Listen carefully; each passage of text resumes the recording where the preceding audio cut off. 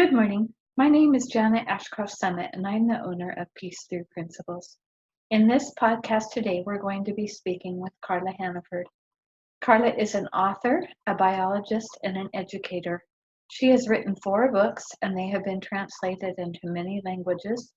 She has traveled all over the world to 51 countries, and she's been quoted in more than 1,000 journals and books. She teaches the importance of movement and of being conscious in our physical body to improve learning and wellness. I know from personal experience how much Carla has helped people. I first read her book, Smart Moves, Why Learning is Not All in Your Head, about 18 years ago in an effort to help 2 of my children who were struggling with learning disabilities. The results are phenomenal. We used them with all of our children, and I just can't say enough good about how much learning those things helped our family. So now I'd like to turn the time over to Carla and have her teach you about the importance of movement in helping our children. Well, first of all, I didn't read until I was 10, and that wasn't a big problem back in the 1950s. So all of a sudden I was able to kind of figure out how to do it. But before that, my daughter had troubles with reading, and so I was concerned about that. But I was teaching at the university, and I was using a beat a second music in the background with Georgie Lazarno's work, Super Learning, that helped with alpha brainwave activities so that my students in the biology classes at the university could learn easily the Latin and, what went with biology. But I was invited to do this with the intermediate school in Kona there, and they're always looking for someone to take care of those hormonal kids, not exactly. And I thought, well, this is great. I will do this because my daughter was just going into the intermediate school, and she, of course, was mortified I would do this. But right before I went into this school to work with the super learning, I took a Touch for Health class from a nurse practitioner. Back in the 1970s, I was teaching anatomy and physiology to nurses that were attempting to get a baccalaureate degree, and so they needed the anatomy and physiology. And at that time, in Denver, they were giving scholarships for people to take Touch for Health and use it in the nursing profession throughout Denver. And so my students would come in and say, oh, stick out your arm or stick out your leg, and then they'd do something, and it would change. And I thought, this is fascinating. So I took the Touch for Health class, and the nurse practitioner said, if you're going to work with these kids, you need to know brain gym. And she showed me 4 movements. That was all. And one was cross crawl, where I'm just simply touching my elbow to the opposite knee, and then the other. So it's actually walking, like when we're walking. So we're crossing the midline of the body. And in so doing, we're activating both hemispheres of the brain. So a simple thing like walking, but it's profound in how it causes the brain to come back to an integrated state. And the other one was unrolling your earlobes from top to bottom. And this helps memory. And so you go from top down to bottom. And interestingly enough, right now there are 60 journals coming in monthly to the National Medical Library in Washington, D.C., just on research on traditional Chinese medicine. And what they've discovered is that all of these points in the ear actually activate the whole body for listening. But up here are the feet, and then down here is the head. And they've isolated over 1,000 points. If you go to an acupuncturist, they have 144 points that they will activate. And it's interesting, in the Olympics, they use this a lot because it actually activates the whole body and it helps with memory. So My students at the university later on, they use this all the time because it helped them remember, for tests. And my daughter also used it when she's did acting to get her remember her lines. So that we call it thinking caps. And then the other was the lazy eight, which was doing the infinity symbol. These are all in the book in Smart Moves, so you can see all these, but the infinity symbol where you go up in the middle and around, up in the middle and around. And it's used for writing as well as for eyes. Now, some of you I know are working with younger children. You want to make sure that they're doing it in sand or bird seed or rice, somewhere where they're getting a sense on their body. They need that more. Or your back. If you're a parent, this feels great. Your child do the eights on the back. So one hand, the other hand, and both. And then the final one was the hookups. And that's where you cross one ankle over the other. So you could do that right now where you are, whichever feels most comfortable. And you can do it sitting down, but if you stand up and do it, you're activating the vestibular system, which is key to all learning. And it's where our kids today are really suffering because they haven't developed their vestibular systems well. And I'll come back to that because I think it's so important.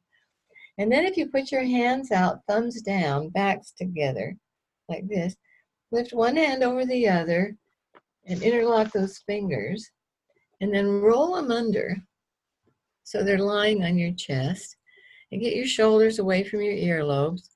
Put your tongue on the roof of your mouth, and just breathe. This is powerful. You're activating huge areas of the brain for the hand. There's both motor and sensory areas for the hand here. And you're activating big areas for the feet by crossing the ankles. And the tongue is connecting what we now know as the governing and central meridians. So Oh, that's cool. I've never thought about that, your tongue connecting those.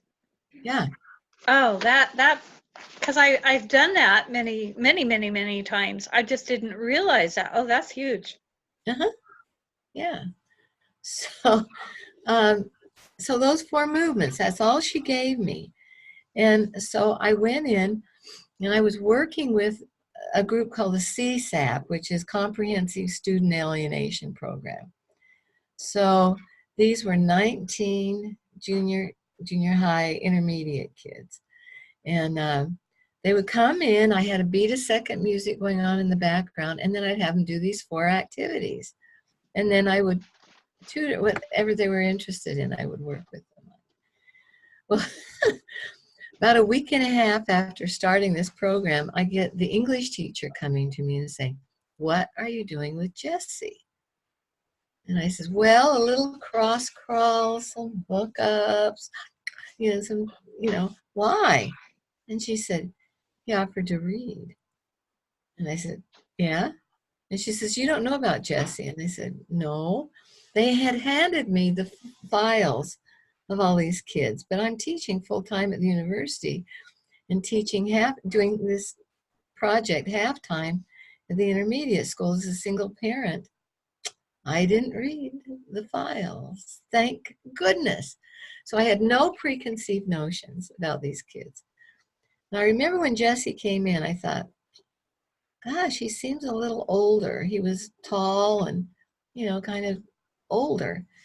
And I didn't ask. And I said, "What do you want to do?" And he said, "Oh, I guess reading." And I said, "What are you interested in?" He said, "Motorcycles." So we went to the library and got magazines on motorcycles, did these activities, and worked with him on reading. And he seemed to be moving forward. I only had met him twice and done tutoring with him. Apparently, according to all these teachers, he had never read. And here he was offering to read in class. And then I got all these other teachers coming and saying, "Well, what are you doing with Leilani? And what are you doing with Miley? And what are you doing with Heather?" And I said, well, a little of this and some cross. What? I was fascinated. And this is great for a scientist to not know ahead of time. So even the principal came to me and said, would you do a little thing with all the teachers, show them what you're doing? Well, you do a little of this. I went to all of, here I am in biology and neurology. My PhD is in neurology. And there wasn't anything that really could tell me, except that I knew the motor cortex, the sensory cortex were here. They were big, and the area for the hand was huge. And doing manipulatives, in students, whenever they were working with their hands, it was going to activate both hemispheres. And then the vestibular system. And so putting those pieces together, and then I had these wonderful laboratories, because this 9-week pilot project at the intermediate school ended up being 4 years long. And the next year, the principal for the elementary school, Dr. Okada, asked me to work with the special ed. And I was like, yeah, another laboratory. So I'm half-time at the intermediate, half-time at the grade school, full-time at the university as a single parent. I was younger. That allowed me to do this. But I watched what happened. And boy, the elementary school kids, my gosh, the difference these movements made in their life and their ability to start reading at grade level and writing and being more creative. It was fascinating to me. And so that's when I started putting together Smart Moves, the book, the first edition. And that's what I have. you have the first, you don't have the second edition? I don't. I'm just looking. I think it might be a first edition. It's copyright 1995. Yep. So I updated it. So it's 80% updated. So Janet, you need to send me your address. I'll send you an updated version. Oh, I'll buy one, but it's a wonderful book. Yeah, well, the new one has so much more in it, because I learned so much, and putting together a lot of the research. Right now, there's a lot of research around the importance of movement for learning. In fact, it's key. It's the only thing that allows us to really move and learn. We have to move in order to learn. If we didn't move, we wouldn't need a brain. The brain is all wired for movement. We have the largest area of the brain. I mean, the one with the most connections, at least 30,000 connections per nerve cell, is the cerebellum, which is in the back of the brain. And we've always known it had to do with movement. But we didn't know is that it also modulates all the rest of the functions of the brain. So what we've been focusing on is this neocortex, which is actually the last to get it and not very important. We saw this,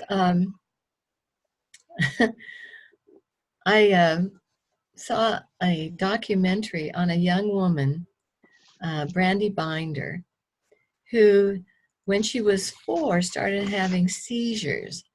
And she'd have upward of 300 seizures a day. And finally, they decided what they needed to do is take out the epicenter where the seizures were. It was right here in the neocortex. And they told her parents, if we do that, she's going to be paralyzed on the left side of her brain, because that's the right side controls the left side of the body. And they said, well, she was dying because of all these seizures. It was a kind of meningitis she had. So they went in and they took out the epicenter. 6 hours later, she seizured. And so they took out the whole right hemisphere of the brain, the whole right hemisphere, gone. Nothing there, only the left hemisphere. She still has no right hemisphere, but she had the cerebellum and she had what we call the limbic system, where memory is, the hippocampus, the thalamus that has to do with our sensory input, and the amygdala that has to do with our emotional connections, our how we put things to really put things together emotionally. So within a week, she recognized her parents, she was singing, and what we know now, Michael Mersnick at the University of California knows that we are very plastic. Our brains are very plastic. And that what was happening with Brandy is that her left hemisphere was taking over the functions that were gone from her right hemisphere. So in this documentary, the 60-minute documentary, she was 14, and she was talking about how in her classroom, here at the front of the classroom, they had a big banner that said, if Brandy can do it with half a brain, you can do it with the whole brain. And she had a good sense of humor. And she was talking about how she really liked boys. And I was giving an in-service for the teachers in Michigan, in Detroit. And right in the front row, this woman said, boy, she likes boys. And I said, you know her? And she says, yeah, I'm her physical therapist. And what had happened is the doctors had said she would always be in a wheelchair. She'd never be normal. Her parents said, no way. Her mom built a box for her that she could stand in and get a sense of gravity on her feet and start to really work that vestibular system in the cerebellum. And she had two siblings that rough and tumble played with her and rolled her around, tickled her, and played with her. And then they got with physical and occupational therapists, moving her, getting her moving. And here she was now, you know, when I met her, this is it, Lucy French, who was her PT, working with her with Brain Gym in Michigan, she said, would you like to meet her? And she had just graduated from high school. And I said, yeah. The next day, she and her mother came in. And here was this beautiful young woman. They had to put a lift in her left shoe because it was shorter, her foot, her leg. And her left eye didn't work. And the hand, very complex. It takes 20 years to fully develop the hand. So her hand was all like this, and they just cut the ligaments because she could move her arm, and nobody ever noticed. And here was this beautiful young woman, very, just brilliant. And right now 3 years ago, she graduated from the university, and she goes around the world teaching. And so the neocortex isn't so important, but the cerebellum is, and the vestibular system.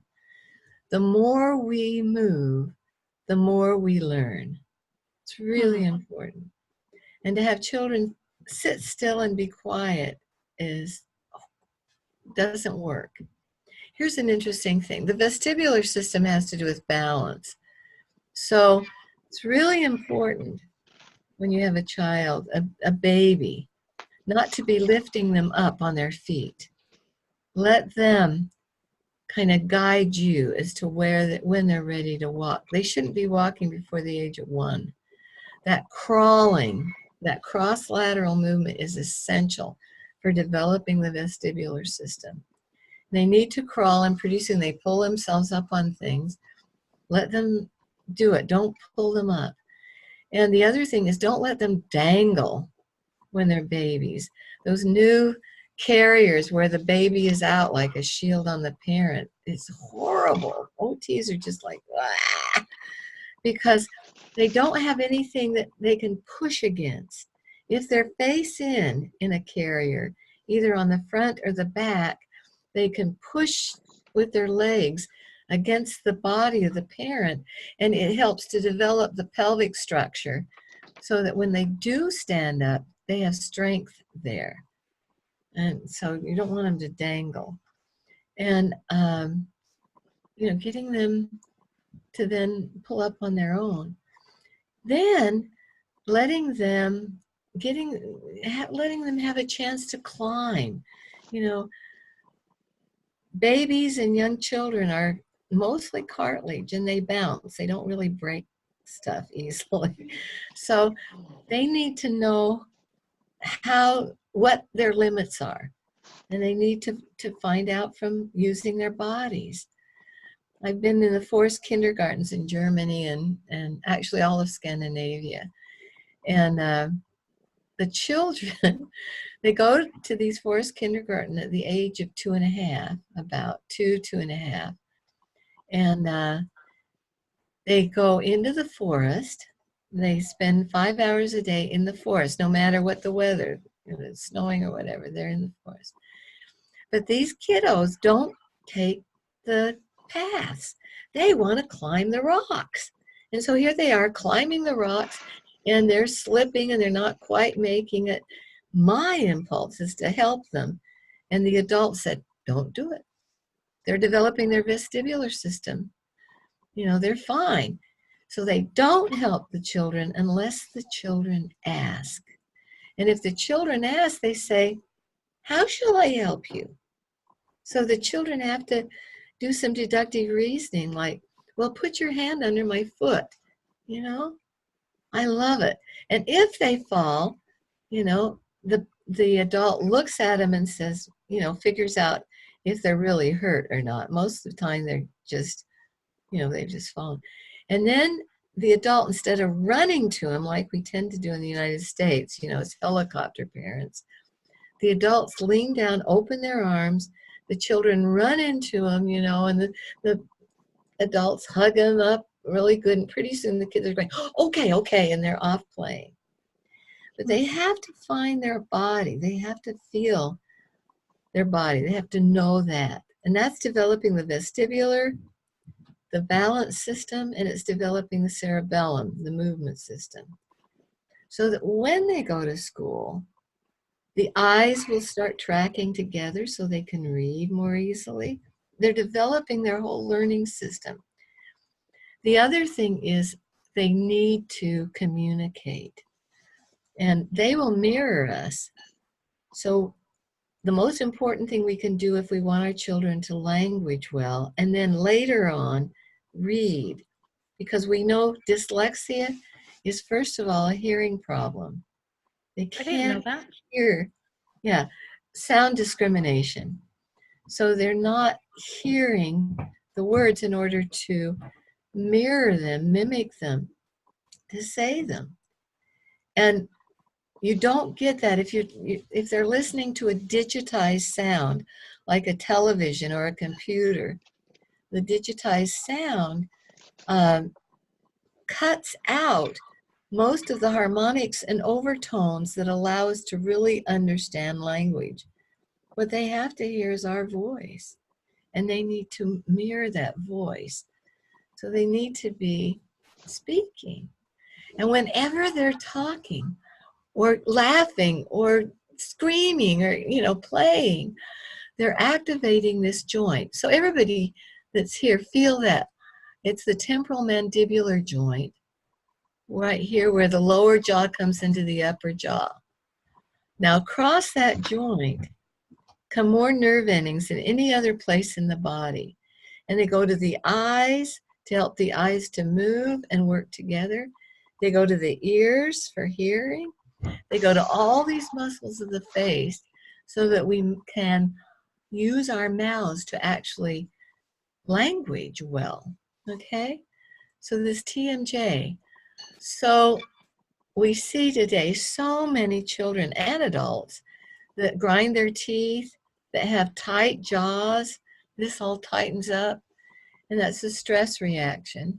And it makes it impossible for the nerves to function properly to get the eyes moving and the hearing and the facial expressions. So here's another brain gym that's so wonderful when it's the energy on, where you massage that.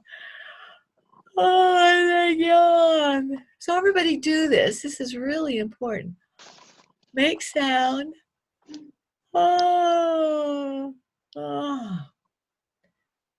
So it helps us with reading. It helps us with hearing. And helps all of these facial muscle. It goes to the tongue to move. But It's also very relaxing.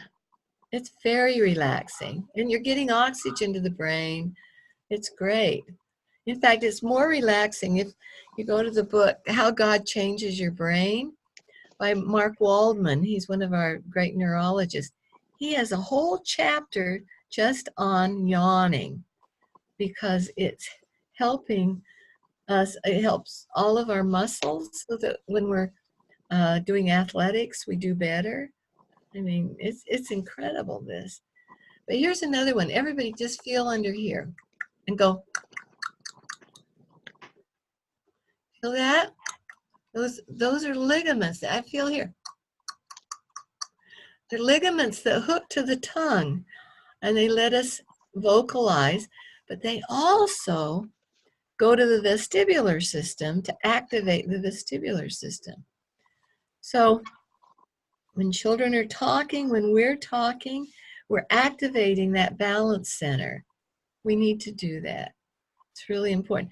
Singing, I love this. In Denmark, which is the top education system in the world, when they see somebody, a student that exhibits some of the dyslexia characteristics, they do two things. One is they get them to occupational or physical therapists to move. The other is to get them in a choir where they're singing and they're using all of this mechanism. And the singing really helps. So moving with our children, we need to play with them. We need to rough and tumble play with them. That's really important. Touch, let me talk about touch for a minute. Every time we touch someone, and especially on the back, that's real safe touch, but along there, it increases nerve growth factor. We are growing nerves in our brain until the day we die. And they're hooking into the hippocampus for memory. They're also in the olfactory lobes for smell, and then down the spine. And these new nerves, the way we grow them is through movement. And that's all talked about in Smart Moves. We discovered that the more we move, the more we grow these nerves till the day we die. We can grow as many as 60,000 new nerves a day if we're not stressed and we're moving. So those are the two things. You get rid of stress and you keep moving. But when we touch someone, it increases nerve growth factor, which stabilizes those nerves and helps them to grow. So touch is key. It's so important. In fact, it's so important that children will be bad to be spanked, because then at least they know they're real. We need to touch. We need to, and our children need to learn to do that with us, that empathy piece, where, if we're not feeling good, our children know it. They're very aware. And so they'll come and they'll say, "Mommy, are you feeling bad?" And oftentimes, because we're the mom, we go, "I'm fine," and then they go, "Oh, I can't trust my knowing." And that's not good. So if you say, "Yeah, I'm not feeling so good," they'll go, "Oh," and then they can rub our backs, and they're learning empathy, and that's so important, especially now. Right now, I mean, I've got article after article after article looking at cell phone addiction. And one of the big things that it takes away is our empathy. And we're seeing it right now with teenagers big time. And they're not communicating face to face. They don't know how to do it. They're missing those very important the cues that we give with our body, with our facial expressions. So I could spend a long time talking about our technology. I love our technology. It's not appropriate for children under the age of 11. We know that. It's the time when the global brain is developing, and they need to be outside playing. They need to be in nature. They need to be interacting with each other. They need to be playing. And having a cell phone is the worst thing that can happen. It's got a flicker. It's got blue light that makes it harder for them to sleep. It just one thing after another, and it decreases their ability to develop empathy. Carla? So even Steve Jobs would not let his kids have computers or anything before the age of 14. Carla, I was going to ask, is it strictly cell phones that decreases empathy, or would it be all screens? No, it's computers also. Okay. Yeah, the computers have a flicker. You know that, the flicker that's in a television. If you take a video of the computer screen, you get the same flicker. That flicker sets up a message in the brain, danger, danger, something's coming out of the forest at me. And so they have to watch it. And their adrenaline and cortisol levels go way high, and they go into stress. And the minute you go into stress, you shut down the ability of the brain to think and learn and create. In fact, it shuts down most of the brain, 75 to 85% of the brain, so you just react. So if you'll notice, when you turn the television off from the kids, are they nice and calm and they go and play and be creative? Mm-hmm. They've got so much adrenaline and cortisol, they're in stress, and they're reactive. So one of the greatest things you can do as parents is, and they're going to be resistant, but mirror to them playing. Get those board games out. Go and ruffle tumble play with them. Get them out in nature. It's good for you. It's good for them. And tell them why the cell phone isn't okay. The studies, I love this. If you've got kids in school and they're taking their cell phone, they found that if the cell phone is just in the room and turned off, they will do 30% worse on testing than if the cell phone was not anywhere in the building. Right now, China, I love it. China has been really watching the research, and now cell phones are totally banned in schools. Oh, wow. And they find that the students do far better. And 80% of the students in our best universities that are studying computers, that are coming up with new technologies with computers, and right now prosthetics, they're way ahead of us, are Chinese students. So it's interesting. Mm-hmm. We're falling behind, and what we need is to have that global brain in place, like Steve Jobs did when he finally came to computers. He worked with his dad, who was a mechanic, and give the kids the time. Really tell them, this isn't good for you. I'm the parent. This isn't good for you. What is good for you is this, and be present with them. And I know that's going against everything that parents are seeing today. They think that if their child is on a computer early, they're going to be smarter. We're finding that we're dumbing our kids down right and left with this technology. So, looking at that's important. So if you have what you'd recommend, those 4 exercises for sure for us to help our children. And then obviously reading your book will give us more ideas. Yeah. And then you'd recommend being in nature and active with our children as much as possible. And it's good for us. It's so good for us. Right now we're seeing adults, so many couch potato adults, no energy, no creativity. And we need it. It just makes us smarter. Well, I know that my 2 boys that I had worried about this, which is why I found your book in the first place, we implemented the cross crawl, and we had a home that had a circular pathway, living room, kitchen, etc. And I made all my children, I have 10 of them, I made them crawl around that whole pathway twice each morning. And it made a huge difference. Well, I believe for all my kids, but those two in particular, that was absolutely pivotal. And within about, I'd say 5 months, they were both reading at grade level. And yet they were teenagers and not reading, basic books. So I have a real testimonial that movement works. Yeah. I We have wanted to testimonials from all over the world, Yeah. Is there an ideal time of day to do that sort of thing? First thing in the morning, or just before you learn, or multiple times a day?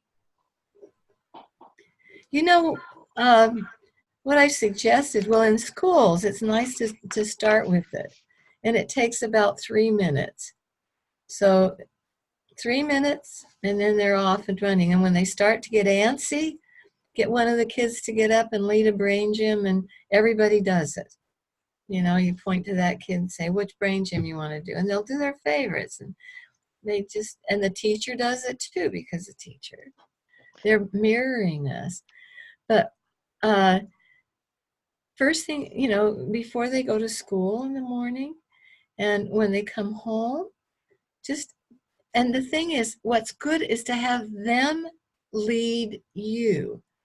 If you're like, okay, now you've got to do your brain gym, they're not going to want to do it, but it's like, okay, let's go around the circular area of our house, or let's just run outside and go around, the building a couple of times before they sit down to do homework or do anything, and be good for you as well as them. And when they feel stressed, this is magic. I mean, with regard to testing, this will help them remember if they get stuck on something, or in school they know this is important, I've got to remember this, and the hookups, oh my gosh, they start feeling stressed, you start feeling stressed, do this. If they're stressed and they're not going to do it, you do it. Just in front of them, put your tongue on the roof of your mouth and just get present. Start breathing. Focus on your breathing, and it will calm them down. We have all this research showing that when we get what's called coherent, like our brain becomes coherent, it actually starts at the heart. The heart becomes coherent, the brain becomes coherent. They will become coherent. And I do this all the time. I go to I'm in airports a lot. And here are kids that are really stressed out, and they're crying and upset. And I will just go and stand, close to them. Not close that it would scare them, but close. And you start breathing, and they stop crying. I love it, because my coherence, my heart coming down, getting rid of all of that stress will affect everyone around me. And if your teachers do it in front of the class, if the class is starting to get wild and out of control, you do this. But show them, these are tools. These are tools that you can use. And that is in Smart Moves. The hookups are in Smart Moves. So I know we're almost out of time, but and I appreciate your time, but I just had a thought. There's many of us who have children that are struggling with depression, with anxiety, with those types of things. These exercises would obviously help them, but is there something else we need to pursue to help them also? Just Scientific American came out with a big article on depression because it's the #1 thing in the world today. And just taking a walk stops it. There's an area here in the prefrontal cortex on the right side where we go over and over, my life is horrible, this is bad, this is bad, this is bad. And we dig ourselves deeper into that depression. And what they found was just taking a walk for 20 minutes stopped the depression. It stopped the adrenaline and cortisol. So it actually makes a hormonal difference in the body. And it increases the dopamine levels so that we can learn and so that we can calm down. So taking a walk, and again, this, and, we're on a computer right now. One of the things they say is get away from your computer 2 hours before you go to sleep, because then you can go into deep sleep. Otherwise, that blue light keeps you from sleeping deeply. And depression is, really exacerbated by lack of sleep. And I don't know how many of you, have problems with sleep, but I know in my classes I'll ask people and almost everybody's hand goes up now when they've been on all, their technology. So here's another, just a little helpful hint. If you do have problems with sleep and you're not sleeping, get up, get some whole wheat bread, I take just a half a piece, I break it in half, no butter, and just chew it slowly. And what it does is release tryptophan, just like turkey does. You know how turkey puts you to sleep after Thanksgiving meal? This will do the same thing. So, and then go back to sleep, and you might go into hookups, lie in hookups, and just focus on your breathing. So that helps, but just being aware of staying away from computers or television or cell phones about 2 hours before you go to sleep is good. Yeah. Okay. Is there anyone that has a question?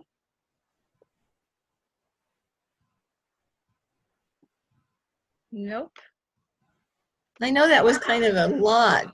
Oh, Carla, that's really wonderful. We appreciate you very much. And if you could hear us all, we'd give you a round of applause. But we really are grateful for So, that. Amanda, you've got a little friend. Who's that friend? You have to hit the button. Hi, kiddo. Show your parents how to do. There you are. Who's Cammy? Hi, Kelly. Show your parents how to do brain gym. Yeah. Oh, how smart you are. I just had all my kids do the figure 8 crawling and did their hands flipped, and they're obeying me really well now. All right, good. Yeah. Well, and it's fun. It's fun. It's movement.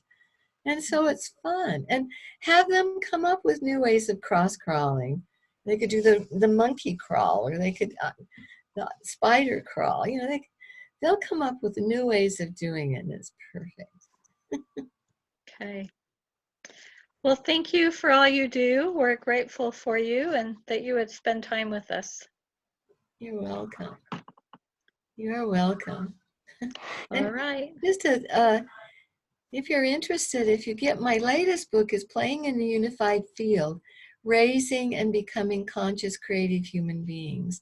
Oh. And so that's, if you just go online, Carla Hannaford, it'll show my books. And that might be an interesting one for you. Yeah. Bye. Thanks, Janet, for putting Thank this you. together. Wonderful. Thanks. Bye. Bye.